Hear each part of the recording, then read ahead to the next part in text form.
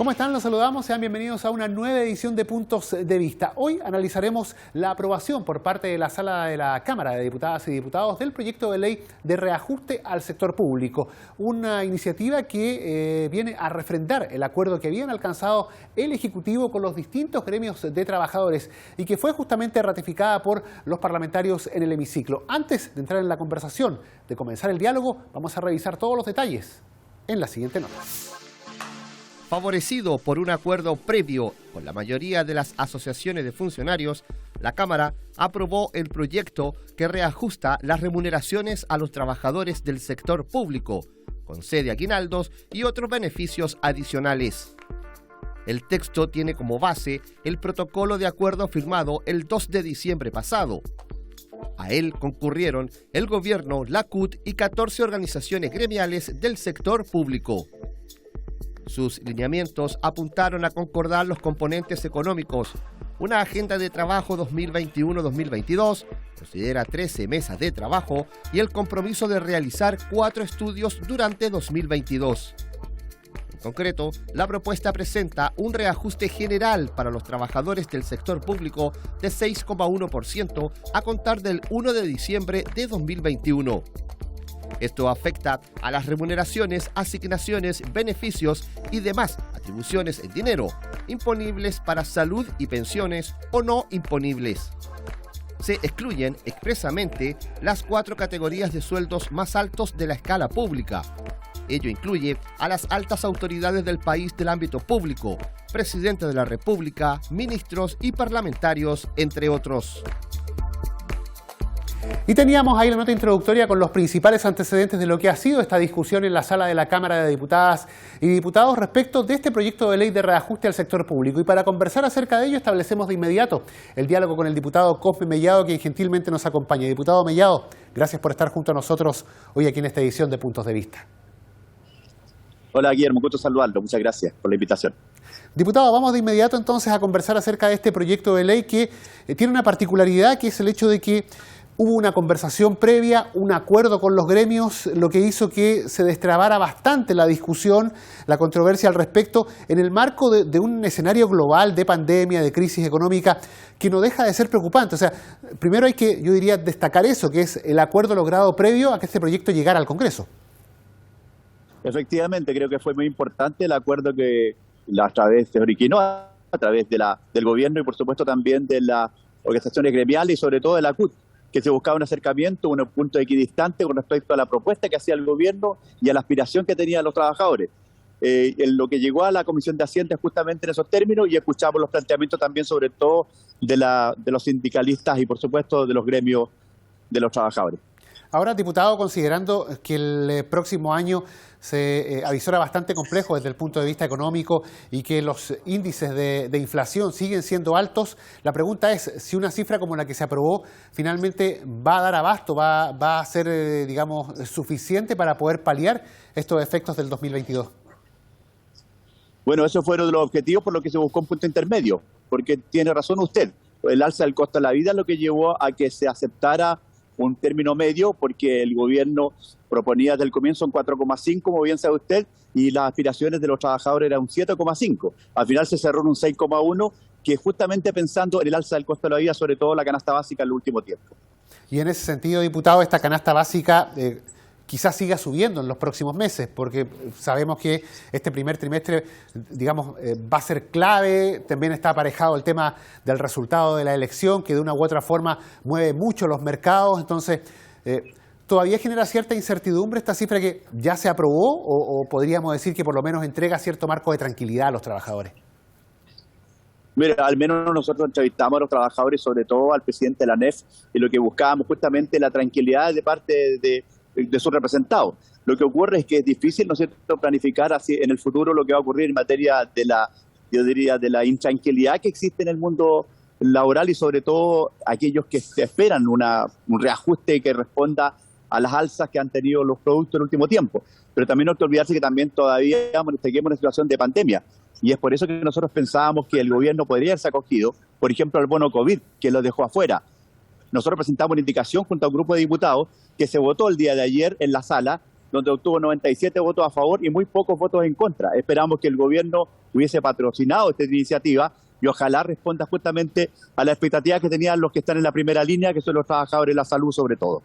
Ahora, hay varias particularidades, diputado, respecto a este proyecto que se aprobó y que dice en relación con ir haciendo evaluaciones, mediciones durante el año 2022 respecto del estado de la economía y justamente de este impacto en el alza del IPC. ¿Este mecanismo cómo se aplicaría? ¿Cómo se hacen esas mediciones? ¿O sobre la base de qué se estima, qué tan, digamos, insuficiente puede haberse resultado el monto? Mire, lo que ocurre es que lo vamos a dar cuenta en el tiempo. En el tiempo vamos viendo también de qué forma hay una reacción de parte de este caso, de los propios trabajadores cuando sientan que este reajuste no es suficiente. Yo creo que es muy importante no dejar de lado que este acuerdo se logró gracias a mesas de trabajo que fueron infructuosas durante todo el mes de diciembre. Así que yo creo que si empezamos a cuestionar también de qué forma se busca un buen acuerdo, es muy difícil, sobre todo en tiempos de pandemia. Nos ponemos en todos los lugares. Yo soy diputado de oposición y aún así buscamos también una solución alternativa. Estamos conscientes que los trabajadores tenían mayor expectativa, pero también conscientes de lo que viene en los próximos meses. Es muy complejo el panorama, no hay que olvidarse que esto lo va a tener que asumir el nuevo gobierno y que en los próximos días nosotros tendremos resultados que no podemos tampoco ser irresponsables con dejar a que tengamos que estar aprobando un monto que al final el propio sistema no va a ser capaz de poder responder. No hay que olvidarse también de que este reajuste al sector público también inmediatamente involucra lo que significa el sector privado. O sea, todo lo que se haga en el sector público en definitiva también tiene un tope con lo que significa el reajuste del sector privado. En ese sentido, entonces, infiero que no era posible, sí deseable, pero no era posible técnicamente aspirar a una cifra mayor que este 6,1 que se logró. Sí, nosotros conversamos, yo personalmente conversé con José Pérez, presidente de la ANEF, y la verdad es que ellos tenían mayores expectativas, pero también conscientes de la situación, se allanaron a buscar un acuerdo con el gobierno. Creemos que esta salida se hizo con la multigremial. Lo más importante es que participaron los trabajadores en la mesa técnica, nosotros también tuvimos un amplio debate en la Comisión de Hacienda. Eso significa también de que se buscó un consenso que no fue al 100%. Presentamos, reitero, una indicación el día de ayer y también reiteramos lo que ocurría, por ejemplo, con las educadoras de párvulo, que a través de las vías de transferencia de fondos, conocidas como las BTF, o en las que están los jardines Funchi, que se movilizaron hace un tiempo atrás, que estaban quedando afuera una serie de bonos, según el gobierno, y a través de la Dirección de Presupuesto estarían incluidas. La señal entonces que se da en términos de, digamos, hacer más justo, más equitativo este reajuste, dice relación entonces con el haberlo restringido nuevamente para los sueldos más altos de la administración pública. Hablamos para los altos cargos, donde allí prácticamente no hay reajuste. Exactamente, quedan excluidos de esto, por supuesto, el presidente, ministros, parlamentarios, el fiscal nacional, ministros de la Corte Suprema, entre otros altos sueldos de la administración pública. Efectivamente, sobre todo el Parlamento y el Poder Judicial. Ellos quedan fuera de todo tipo de reajuste y eso demuestra que una señal importante también ante la ciudadanía con respecto a este reajuste, por supuesto, no tiene que ver con los que estamos participando como incumbentes, sino que todo lo contrario. La idea es apoyar sobre todo a los trabajadores que tienen bajos ingresos y por supuesto no incluir los altos ingresos y por supuesto también especialmente lo que significa a los parlamentarios.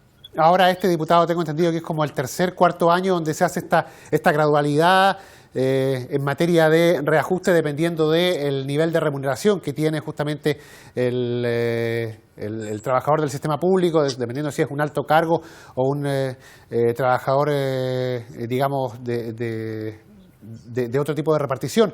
En ese sentido, ¿se ha estado logrando la meta, a su juicio, de hacer menos desigual los ingresos para la administración pública o todavía queda mucho paño que cortar, digamos, en reajustes futuros los próximos años? Yo creo que todavía queda un tema importante que revisar con respecto a la desigualdad de los ingresos, sobre todo los trabajadores del mundo municipal. Allí también hay que revisar lo que pasa con la escala única, lo que pasa también con las corporaciones municipales, lo que ocurre también con los departamentos de educación que hoy día todavía dependen de los municipios. Hay que ir revisando lo que está pasando con los SLEP también, Servicios Locales de Educación Pública, que también es una realidad distinta. Creo que hay que buscar un estándar que permita que los sueldos estén de acuerdo a que tengan una cierta uniformidad dentro del aparato público. Y sobre todo también destacar que sí. Sí, para ir cerrando ya, diputado, consultarle usted lo mencionó previamente, que esto tenía también un impacto en la remuneración de los trabajadores del sector privado. En ese sentido,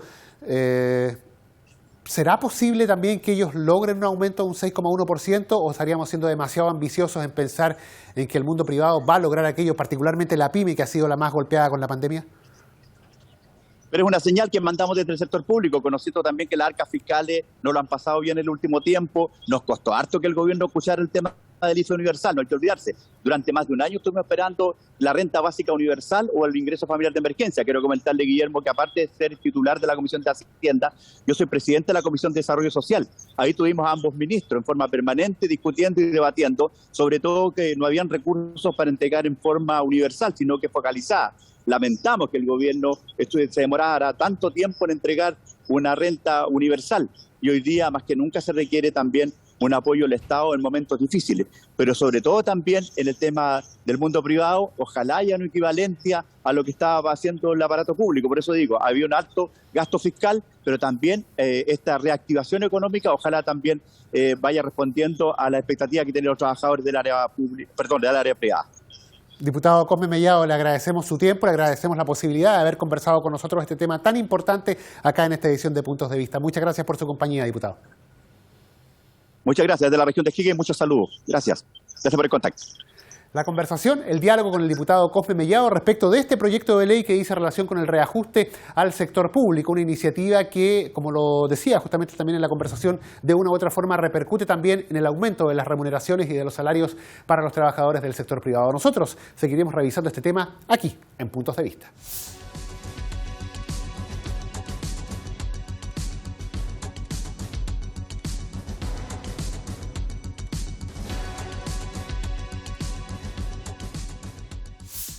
Y seguimos en esta edición de Puntos de Vista conversando acerca del tema del reajuste al sector público, proyecto que fue aprobado y despachado por la Cámara de Diputadas y Diputados. Para seguir analizando el tema, establecemos el diálogo ahora con el diputado Leopoldo Pérez, quien gentilmente nos acompaña. Diputado Pérez, gracias por estar junto a nosotros hoy aquí en Puntos de Vista.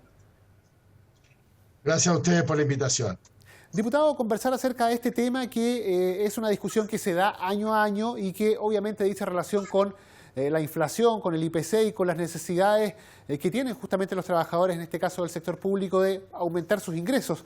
Particularmente el próximo año es, incierto, todos lo han dicho, por el tema de la pandemia y por el tema de la economía global. Este 6,1 que finalmente fue el que se aprobó, a su entender, ¿va a satisfacer las necesidades de los trabajadores considerando esa incertidumbre que existe?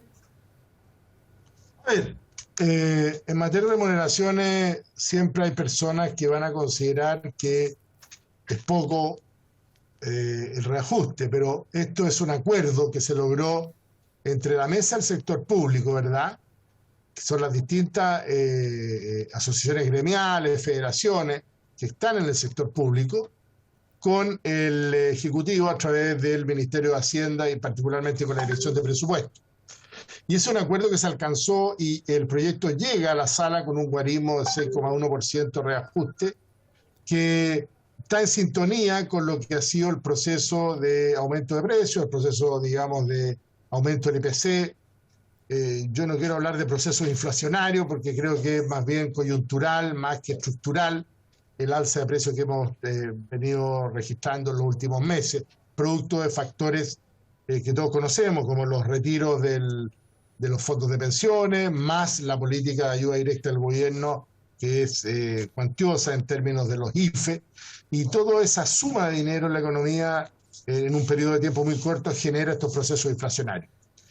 Y por lo tanto, lo que refleja este 6,1%, perdón, es justamente el recuperar en parte el poder adquisitivo de los salarios, en este caso de los trabajadores del sector público, que va a beneficiar a 801.000 personas activas, digamos, a trabajadores, y del orden de 2,5 millones de personas del sector pasivo. Recuerde usted que en este proyecto de ley de reajuste del sector público, que es una ley miscelánea, como denominamos nosotros acá, viene también los temas de los aguinaldos, tanto para fiestas patrias y para la Navidad, viene el tema del bono de invierno para las personas de la tercera edad y también los aguinaldos correspondientes y otro tipo de beneficios, que no es solamente remuneraciones para los funcionarios activos, y dentro de ellos también hay una serie de reajustes a bonos que hoy día perciben y de asignaciones, subvenciones, etcétera, etcétera. Es una lista bastante larga que podríamos estar bastante rato explicando, pero para que los televidentes del canal de la Cámara lo tengan claro, esta es una ley que cuesta al erario nacional 2.700 millones de dólares, es decir, 2 millones de millones de pesos, estamos hablando de 2 billones de pesos, entre lo que es diciembre 2021 y enero-noviembre del 2022, que es el periodo que financia esta ley de reajuste del sector público, porque después se aprueba en diciembre y por lo tanto ahí en ese mismo mes se cancela. Estamos hablando entonces, entiendo, de un reajuste que es razonable. Prueba de ello sería el acuerdo al que se llegó por parte del gobierno con las distintas organizaciones de trabajadores. Exactamente, razonable, y está en sintonía con la situación económica del país. Usted mismo lo decía, la pandemia, venimos recién tratando de normalizar en parte la actividad. La economía se ha visto bastante afectada producto de la pandemia y también producto, digamos, desde el año 2019 con el estallido social o insurrección o como quieran llamarlo. Y la verdad las cosas que todo eso, su conjunto, trae aparejado un problema a nivel de nuestra economía. Pero además se le agrega, respecto a la pregunta suya para el próximo año, la incertidumbre que es, bueno, ¿cuál de las dos visiones del Chile va a triunfar en el 19 de diciembre en la segunda vuelta, digamos, y que va a ser quien, en definitiva, a partir del 11 de marzo del próximo año, tenga que llevar la conducción del país? Y en eso, indudablemente, la economía y en general toda la ciudadanía está expectante. Por lo tanto, adelantarse, emitir un juicio si la ley de reajuste del próximo año va a estar en los niveles actuales o va a satisfacer las necesidades, yo diría que es bastante prematuro y no tengo una bolita de cristal para responder eso. Ahora, los factores, diputado, que más podrían incidir el próximo año tendrían que ser entonces el comportamiento de la pandemia y también el comportamiento de la economía global, de la economía del planeta, más allá de, usted lo mencionaba hace un ratito atrás, el tema, por ejemplo, de los retiros, que ya parece estar estabilizándose desde el punto de vista que no hay piso para nuevos retiros de fondos previsionales, y el tema también de la coyuntura política de determinar cuál de los dos candidatos finalmente va a ser el presidente de la República. Eso me imagino que después de la elección también, de una u otra forma, va a hacer que las especulaciones de los mercados de una u otra manera se frenen. O sea, estaríamos más pendientes quizá el 2022 a los efectos de la pandemia y de la economía global para determinar cuál va a ser los factores que van a afectar nuestra inflación, o tendríamos también factores internos. Yo creo que va a ser una mezcla. Hay factores internos porque, insisto, si no tenemos tasa de crecimiento adecuada, si no damos las certezas económicas para que ese crecimiento se produzca, vamos a vernos en bastantes dificultades en nuestra economía interna. Indudablemente que los factores externos influyen y siempre son un dato que hay que tener presente para cualquier política fiscal o económica. Pero yo creo que no van a ser los determinantes. Yo creo que el próximo año los determinantes van a ser nuestros factores internos. ¿Cuáles son? ¿Cuál va a ser el efecto de la pandemia para el año 2022? ¿Va a estar normalizada o relativamente normalizado el efecto de la pandemia con las vacunaciones en curso? Recuerde usted que el presidente Piñera ya tiene financiado y comprado este gobierno el año 2000, no solo el 2021, el 2022 y el 2023. Por lo tanto, por ese lado existe tranquilidad y deberíamos llegar a una meta de revacunación, digamos, a grupos de riesgo o lo que la autoridad sanitaria determine, apropiado para mantener o contener el avance, para no volver a cuarentena, retroceso, etcétera, etcétera, etcétera. Sí, finalmente, por otro lado, perdón. Sí, finalmente, diputado, para ir ya cerrando, sí, le escucho, finalmente para ir cerrando, diputado, recordemos que esta cifra, este proyecto de reajuste de una u otra forma es una señal que se entrega también al mundo privado. ¿Podrá el mundo privado hacerse cargo de un reajuste de 6,1%, particularmente las pymes que han sido las más afectadas por la pandemia y por todo lo que ha sucedido económicamente en Chile en este 2021? Yo creo que el mundo privado hoy día no está preocupado del reajuste que pueda otorgar a sus trabajadores. Yo creo que automáticamente, producto de este boom, podríamos llamar esta rotura de chanchito, más la ayuda del Estado, han generado que, si bien tenemos tasas de desempleo altas, también tenemos una cantidad de trabajadores informales muy alta. Entonces, lo que va a suceder es que, y está sucediendo, si es cuestión de que uno salga a la calle y pregunte, hoy día nadie está trabajando, por menos de 500.000 pesos. O sea, es decir, lo que aquí se habla de un salario mínimo en el sector privado, ¿verdad?, de 357.000 pesos, que es legal, es la verdad la cosa que hoy día veo difícil que alguien lo esté pagando. Ya tenemos cifras cercanas a los 500.000 pesos como salario mínimo, de ahí va hacia arriba. Por lo tanto, en el caso del sector privado, la situación es distinta porque la gente no quiere trabajar o no está motivada o incentivada. Por lo tanto, eso se ajusta vía precio. Es decir, si usted ofrece más, va a tener mano de obra. Si usted se ajusta exclusivamente a la ley, no va a tener mano de obra. Por lo tanto, también obviamente que las pymes aquí van a ser un poquito golpeadas. Ahora, para evitar eso es lo que tenemos que hacia adelante generar crecimiento. Si el país no tiene crecimiento, y que es una palabra que muchas veces no se entiende, si no tenemos crecimiento económico, todos nos veremos afectados, no solo las pymes, no solo los funcionarios públicos, no solo los trabajadores privados, sino que todos en general. Por lo tanto, va a ser crucial que logre, tener la confianza ciudadana y entregar el programa a objeto de que Chile vuelva a la senda del crecimiento para volver a la normalidad laboral. Necesitamos trabajos formales, no informales, necesitamos que la gente cotice, necesitamos solucionar ese tipo de problemas que son prioritarios y dar certeza a la economía y a los inversionistas y a los trabajadores y a las pymes y a las MIPYMES, a todo el mundo, a objeto de que el país vuelva a una normalidad, no solo desde el punto de vista sanitario, que es lo esencial, sino que también desde el punto de vista político.